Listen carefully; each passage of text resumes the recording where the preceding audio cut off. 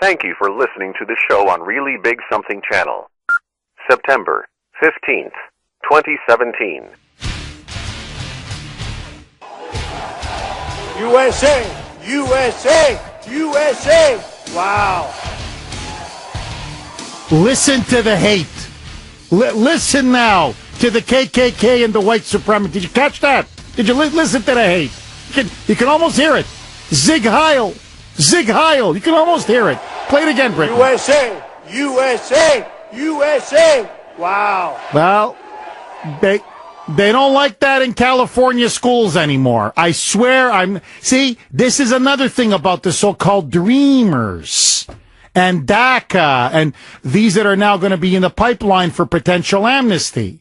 Many of them, they say, oh, they don't remember their country. Yeah, they seem to be waving that Mexican flag pretty good. They seem to remember the Mexican flag pretty good. Because listen now to this. So, according now to multiple stories, because of the high rate of illegals in some schools in California, because it's been overrun with illegal immigrants, now you have principals lashing out at students who happen to chant USA, USA at basketball games or volleyball games or athletic events. And so, in particular, one of them, there's several of them, but one of them is Lori Emmington, principal of Vista del Lago High School. And she now has told her students, she wrote an email to the students and to the parents, that chanting USA, USA, USA at sporting events may send a quote-unquote unintended message, and in particular, a message of intolerance and a message of exclusion. And that this now, the chanting of USA, USA, that some of the students find that offensive, especially at sporting events. So they're now telling the students, we don't want you to chant USA, USA, USA, say at basketball games or volleyball games or soccer games or whatever.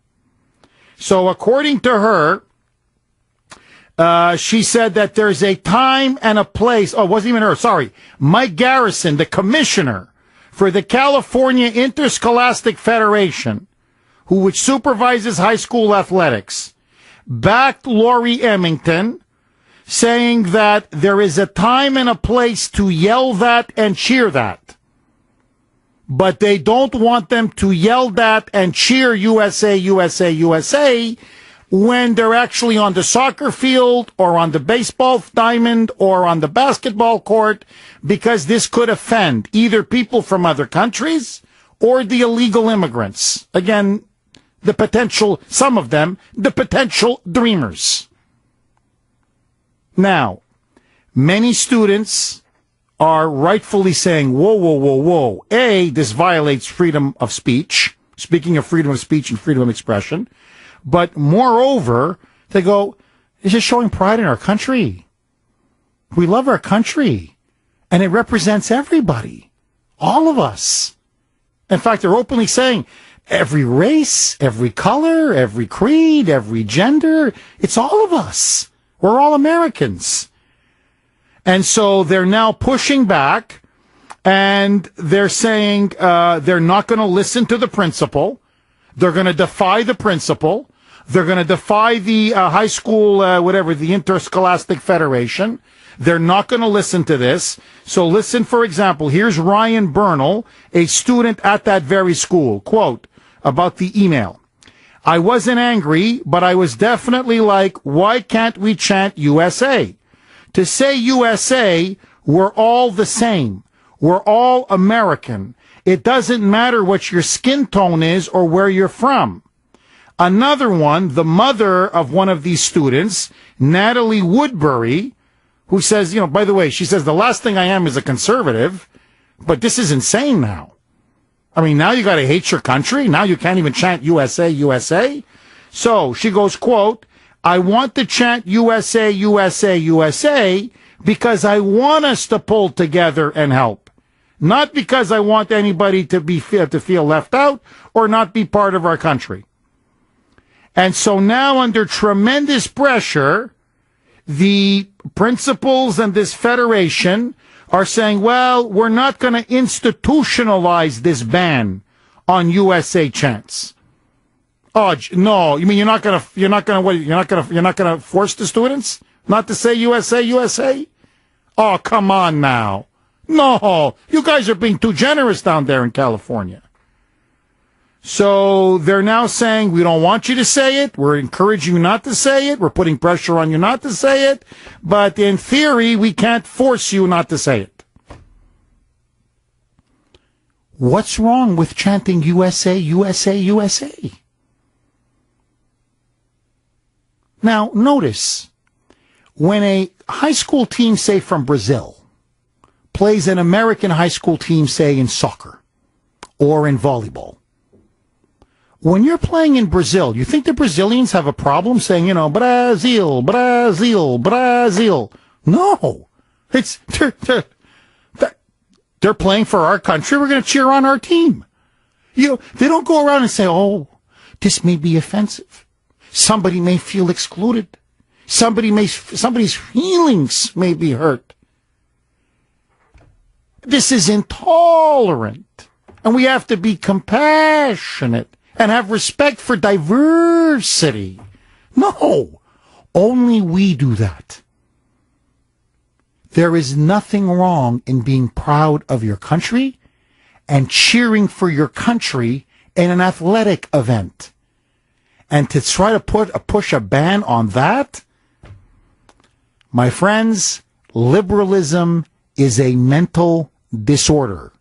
617-266-6868. Okay, let me ask you this. Is it offensive to chant USA at high school sporting events?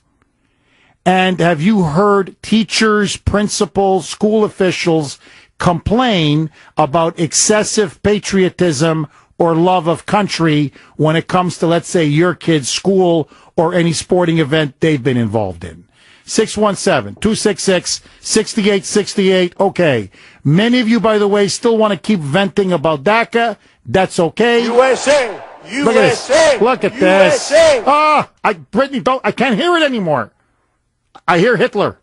It's Hitler. I'm listening. I hear Hitler, Brittany. Stop it. I can't, this fascism, it's overwhelming me today. Lou in Rhode Island. Go ahead, Lou. Yeah, how you doing, Jeff? I'm good. How are you? You've got the Antifa poop baggers. I'm starting to call the Democrats poop baggers now. They used to call us tea baggers. I'm calling them poop baggers because they do that and they throw it at cops. And you've got the institutionalized poop baggers over there trying to stop chanting USA, USA. But I want to talk about DACA for a minute. And here's the important thing. I think I heard this from O'Reilly. I read it online, actually. Is that O'Reilly said that Trump was really stupid because he allowed Schumer and Pelosi to divide him against his base. And that's exactly what they did. It was a great tactic. They're coming out with all these glowing things about how he's going to give amnesty, we don't have to build a wall, and he's so wonderful. And they knew instinctively that they were going to turn him against his base, and he fell into that stupid trap. And that's exactly what they did. And the bottom line is he's got to get back together with his base. There's only one way to do it, really, as far as I'm concerned, is that you tell the DACA kids or whatever, the grown-ups, whatever they are, you say you've got to go home. And then you've got to go back to your home country, then reapply for citizenship and get vetted properly. That's just like any other person trying to get into this country under legal immigration. Lou, I agree with you 1,000%. But let me ask you this. I just want to play devil's advocate because I find a very intelligent audience. What do you say to the Democratic and the Rhino argument, Republicans and Dems? Why are you punishing the dreamers, the children, for the sins of the parents? What do you say to that argument? They were brought here through no fault of their own. What do you say to that argument? I would say that this is a tactic. They're going to, if it was just the 800,000 dreamers, that's different. But this is an attachment where they're going to bring in millions and millions of more people. And the other thing is, if they're grown up, they have jobs, it's not going to be difficult for them to leave the country, apply properly, get properly vetted. Remember, properly vetted. A lot of these dreamers probably have criminal records.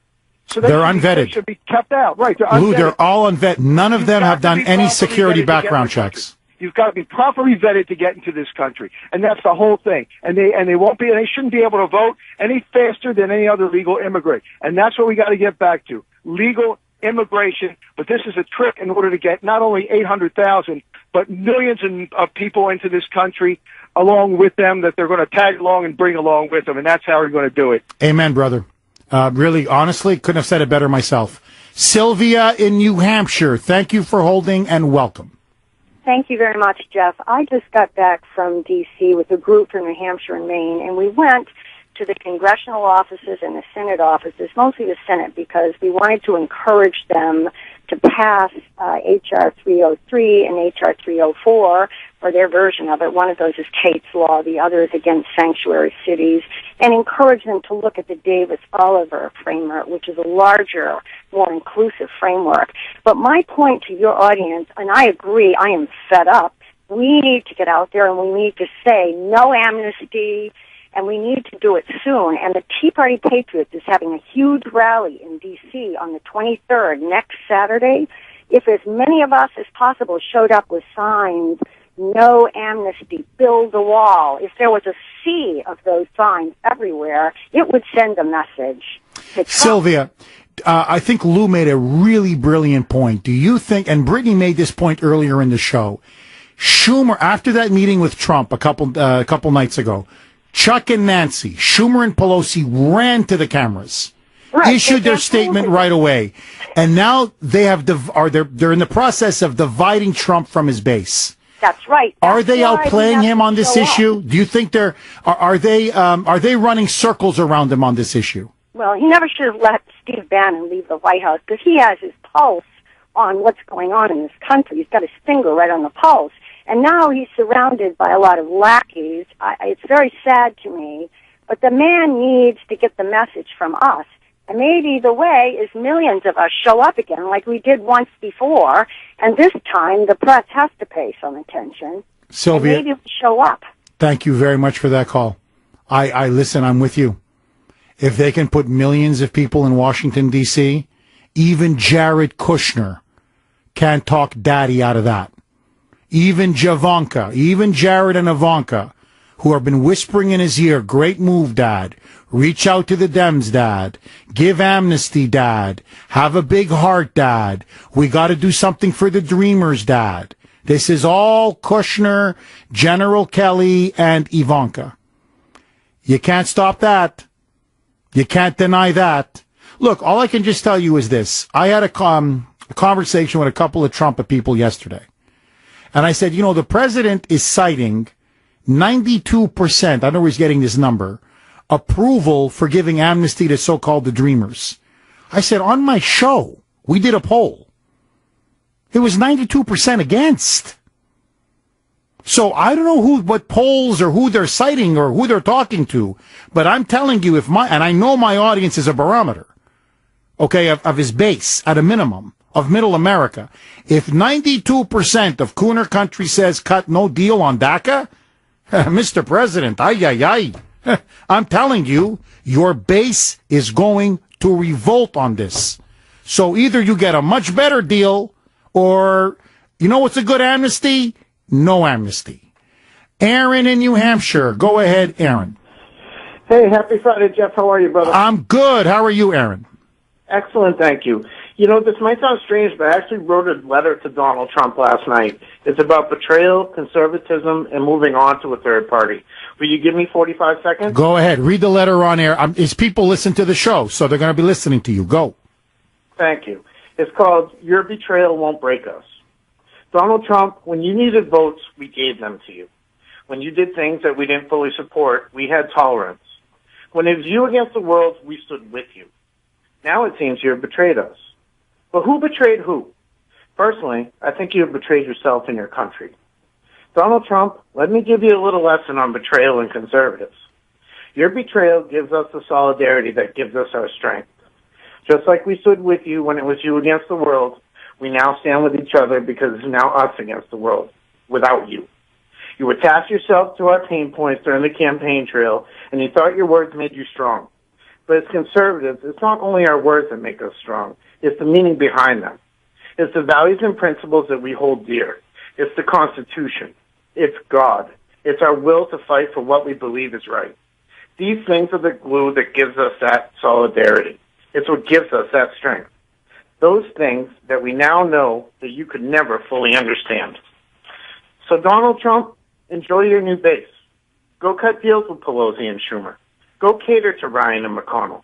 After all, you are who you associate with, and we will see you again in the primaries. Just remember one thing. Conservatives are not strangers to betrayal, and the first cut is always the deepest. People's ignorance will never hold us down, and your betrayal won't break us. Bleep you. Aaron, thank you very much. Have a nice weekend. Dave in Salisbury, you're up next. Go ahead, Dave. Hello? Dave, you're on the air. Go ahead, Dave. Hey, what's going on, man?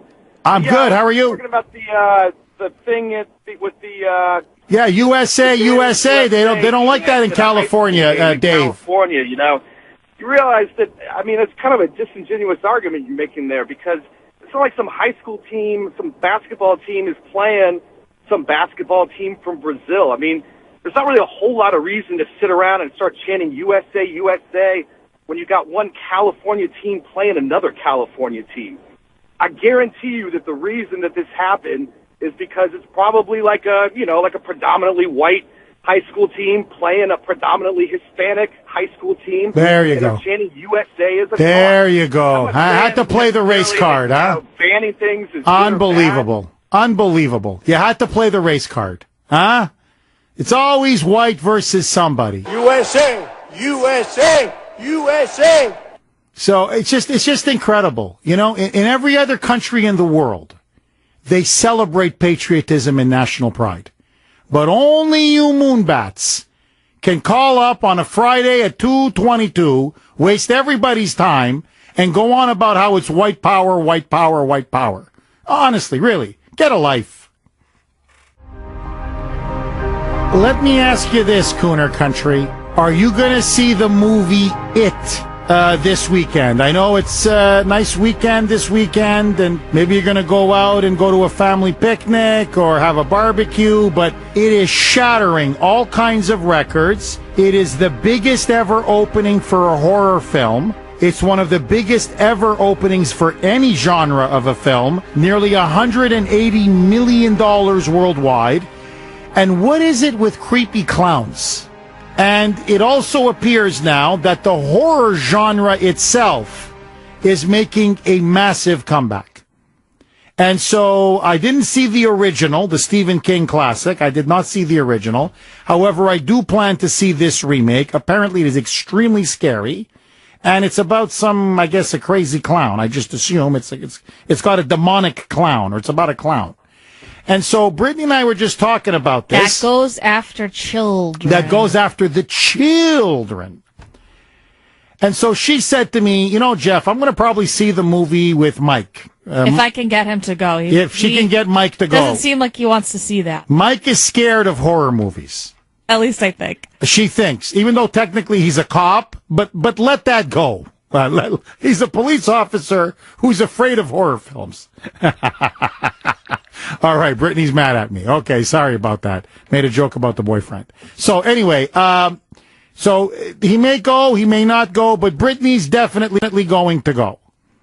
And so she says that if a clown shows up, that's going to scare the hell out of her, because they're in the opening of the last weekend, a lot of movie theaters had people with, dressed as clowns, and it made a lot of moviegoers very nervous. And so I was kind of teasing Brittany, and I was saying, I would laugh. I would find it funny if some person dressed in a clown showed up in the movie theater. That was until a few days ago. So the Kuhner man is heading off to work, I think Wednesday morning. I swear to you, I'm right near Gillette Stadium, and behind me, in a top-down, almost 70s style convertible, is a guy, I swear to you, driving with long hair blowing in the wind, and he's got a clown mask. It is one of the creepiest things I have ever seen in my life. I'm just looking back. I'm looking at him. He's looking at me. And all I start doing is I start hitting the gas pedal. I start hitting the gas pedal. And I'm like, where? Just stay away. Did I lose him? Did I lose him? And so, yes, I did. But I'm telling you, it is one of the scariest, most frightening things I've ever seen. I don't know why. But a guy driving around in a clown mask, I start thinking, psychopath, crazy. And so I'm thinking maybe, Aurora, Colorado. Remember for that Dark Knight movie, the guy came in there and started killing people in the theater?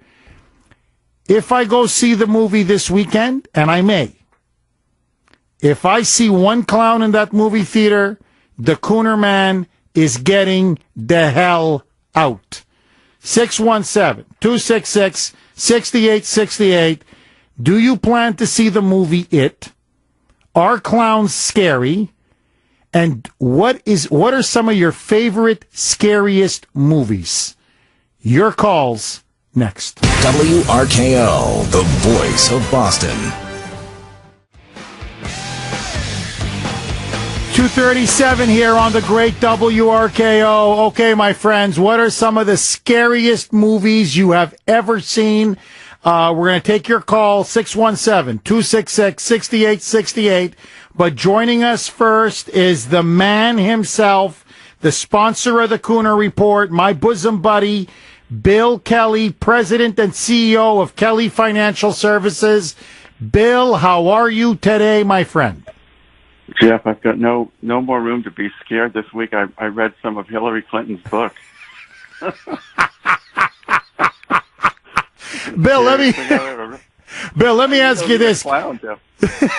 Speaking of clowns, Bill, can you imagine, like, God forbid, hopefully you're going to live till 100, my friend. Don't take this the wrong way, but eventually you have to meet your maker, and the big guy in the sky gives you the thumbs down. And you end up going to hell. I swear, I think my vision of hell is in a chamber locked in surrounded by Hillary's books. Surrounded by that book. Copies and copies and copies. Yeah, she'll be down there wondering how she got into it. And she's, how did I end up here? So she's going to write another book after she's dead. There's no reason for me to be here. All those children that died at Waco, it wasn't my fault, Anyway. Bill, buddy, I want to get your take on this. What do you think about Trump and the potential of a deal, whether it be on amnesty for the so-called Dreamers? Some say it's going to be a much bigger amnesty with token improvements on the border, but no wall. You like the deal? You don't like the deal? What do you think is going on? Well, we were in the snow up to our knees trying to get into that convention center in New Hampshire, and you got up in front of a large crowd of people, and the first thing he said, we're going to build a wall right after that happened. So basically, Jeff, he's not keeping his word, so we've got to see what happens. Maybe it's a political move, but you've got to keep your word. It's like George Bush and taxes. You can't do it. So, Bill, you see this as a read my lips a moment for him. This is his signature promise. He's got to deliver. He was going to, Jeff. It was his main promise of his campaign that he was going to give us. The wall is symbolic. It's border security, and already the illegal crossings are rising again. Jeff, he's caved. So we got to hope that something happens great for us. But Jeff, I'm not real happy. How about you? Oh no, me neither, buddy.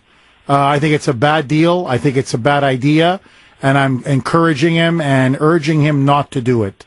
Now, Bill, I'm just curious, in terms of the country as a whole, if you just look at the economy of the country, as somebody who's a financial expert like you, how much does it cost us to have these massive waves of illegals in our country and continuing to pour into our country? It's tens of billions of dollars that go back to their countries, wired back, non-taxed. If I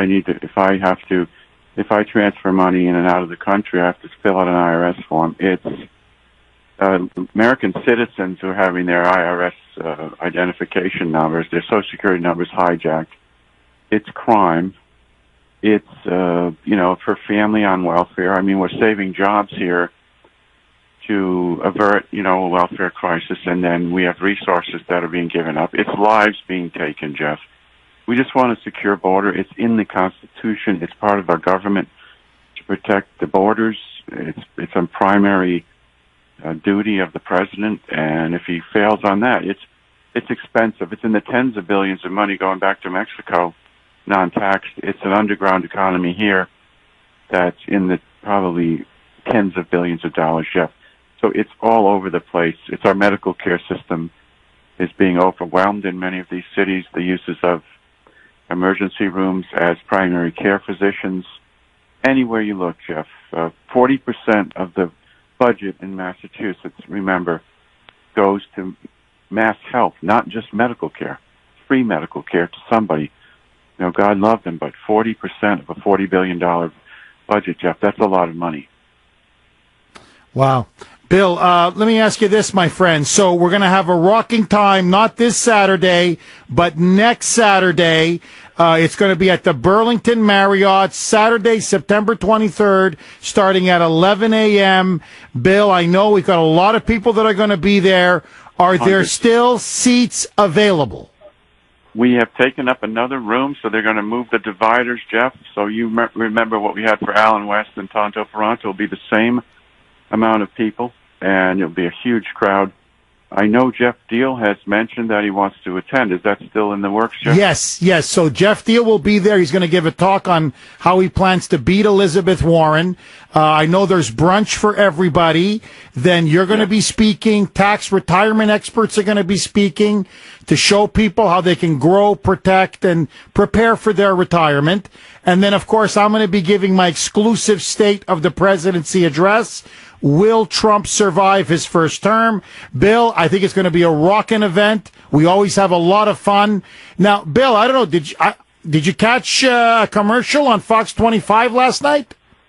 I saw you in all your glory. Jeff Kuhner, you're getting famous. Thanks a lot for the good word in our favor. And I saw you during Hannity. I said, there he is.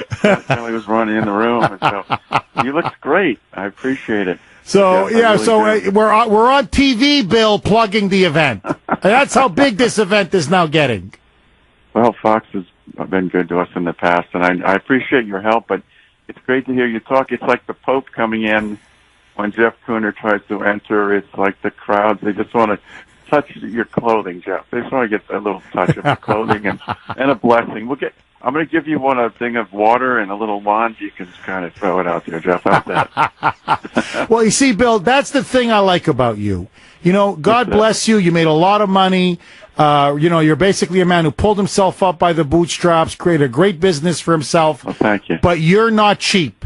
A lot of guys, they're still stingy. In fact, the more they have, the more the cheaper they are. Not you. Right. So you're basically saying you're just going to open it up and you're going to extend it to a second ballroom now.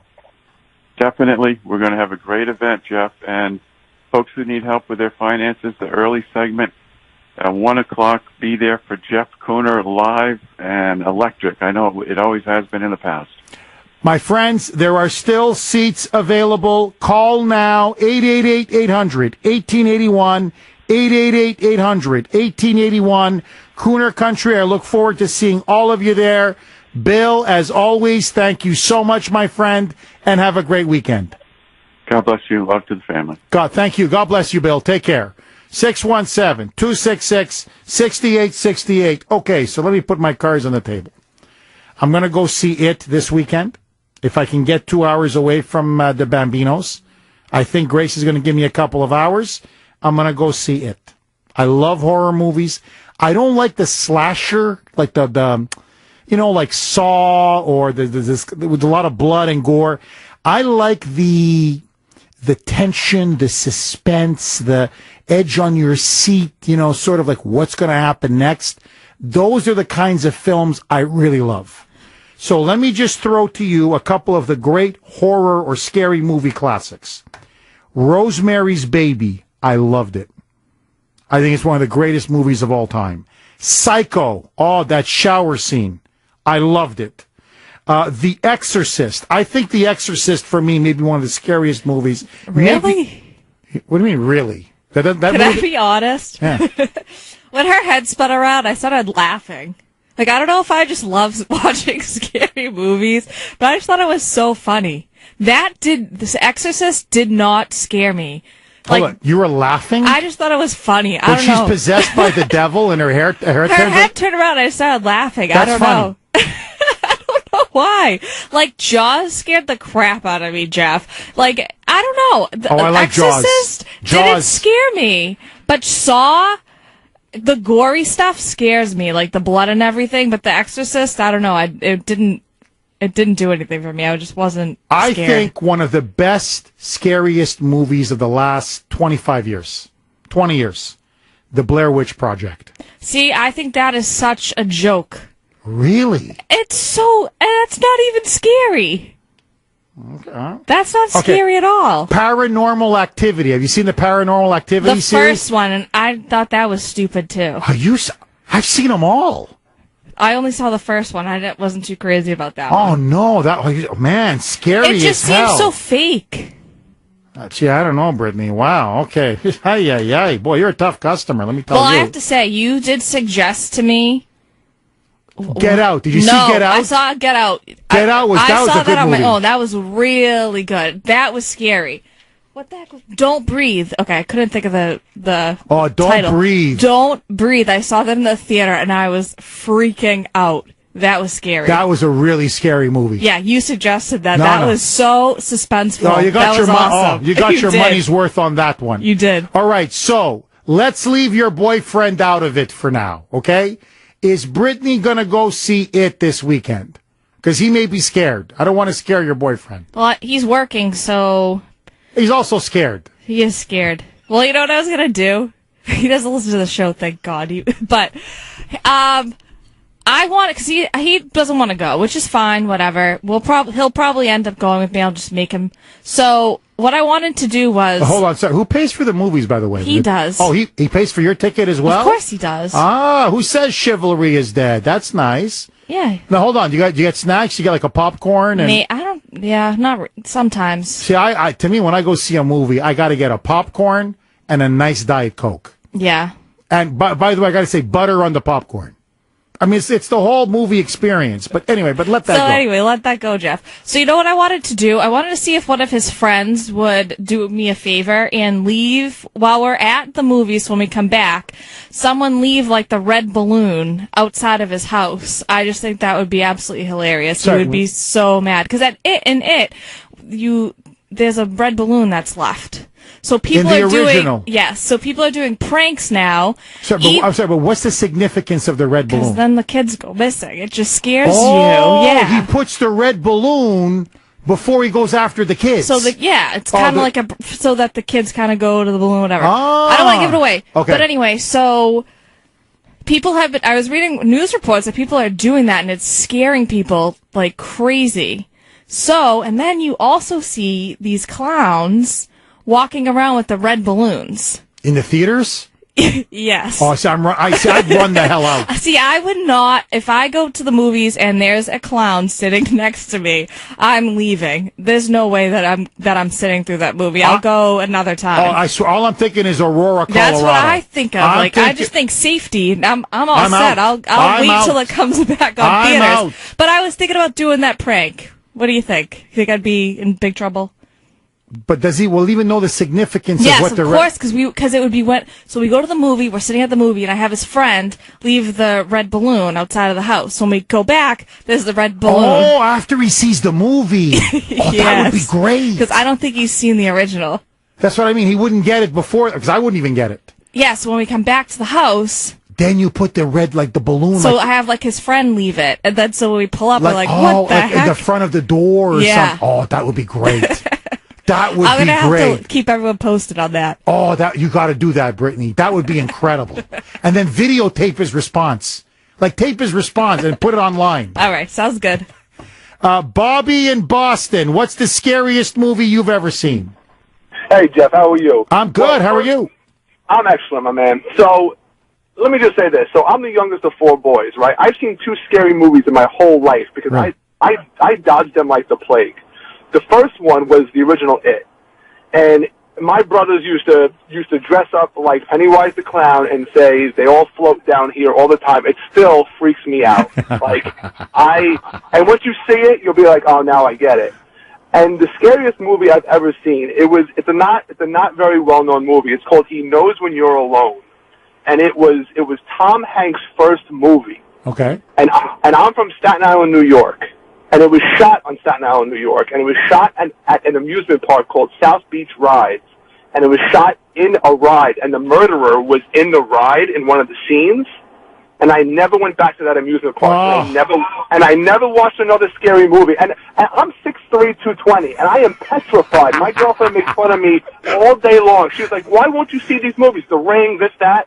I won't go near them. It freaks me out, Jeff. So, now, Bobby, I take it you're not going to see the It remake. You can't even tempt me a little bit. My brother, who lives in Illinois, called me, and he was like, oh, you're going to go. It's still a joke. I am not going near it, Jeff. 617-266-6868. Okay, what's the scariest movie you've ever seen? And are you going to see the It remake? Your call's next. Scariest movie you've ever seen. Text us as well, 680-680. This is from 617. Jeff, my wedding video. 617. Another one.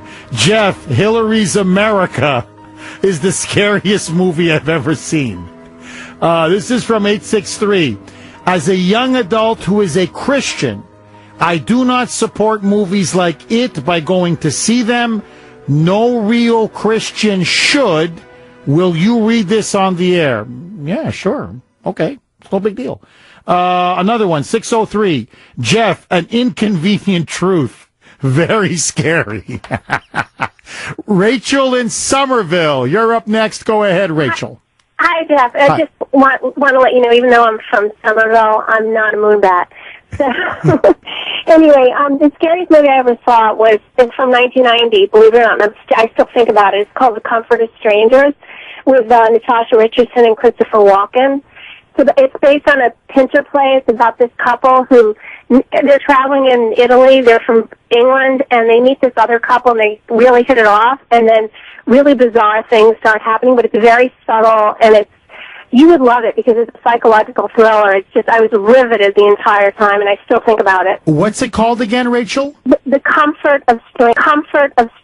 The Comfort of Strangers. I'm going to write it down. Thank you for that suggestion. I won't see it probably this weekend, but I will put it on my to-watch list. Michael in New Hampshire. Go ahead, Michael. Hey, Jeff, I got another psychological thriller. It probably predates you, but it's a 1967 psychological thriller with Audrey Hepburn and Alan Arkin and Richard Crenna. It's called Wait Until Dark. That's the only it really scared me because it's a blind lady who's in an apartment all by herself, and these guys who are searching for this doll. I've seen that movie, Michael. That is a great movie. And it puts you on the edge of your seat. Oh, it's well acted, well directed. It's chilling. I agree with you. Brittany, do I need another hour? I think you might. I kill for another hour. I gotta go. Okay, I'm gonna see it, and I'm gonna give you my review. To everybody, have a great weekend. Bye-bye. The voice of Boston is you.